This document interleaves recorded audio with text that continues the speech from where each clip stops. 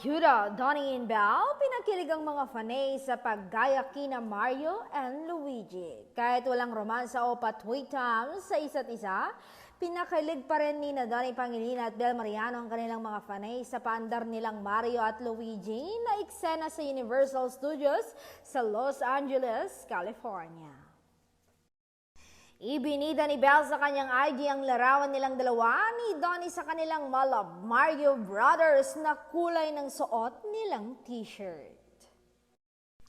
Nakapula si Donnie at may nakasulat na Mario at logo, samantalang green t-shirt naman ang kay Belle. Umakto ang dalawa na parang sina Mario at Luigi para makumpleto ang paggagaya nila sa nasabing comics character. Sa ng ilang mga fanay, gaya ni Blezzy, cutest duo version of Mario and Luigi I've ever seen.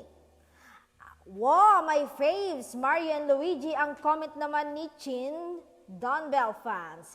Inabot ng higit sa 1K ang comment sa post na ito ni Belle mula sa tuwang-tuwa na mga solids nila. Bagamat hindi solo ang Don Bell ang post dahil kasama rin ang kaibigan nilang si AC Bonifacio, Moira De La Torre at sa ilang larawan.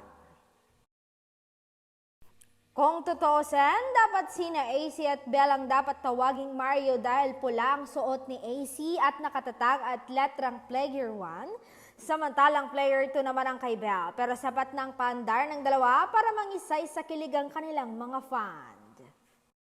Pero naniniwala naman ng isang fans. Ayon kay Anat with Grace, I wanted to believe that Donnie Pangilinan and Belle Mariano are like Mario and Luigi in real life.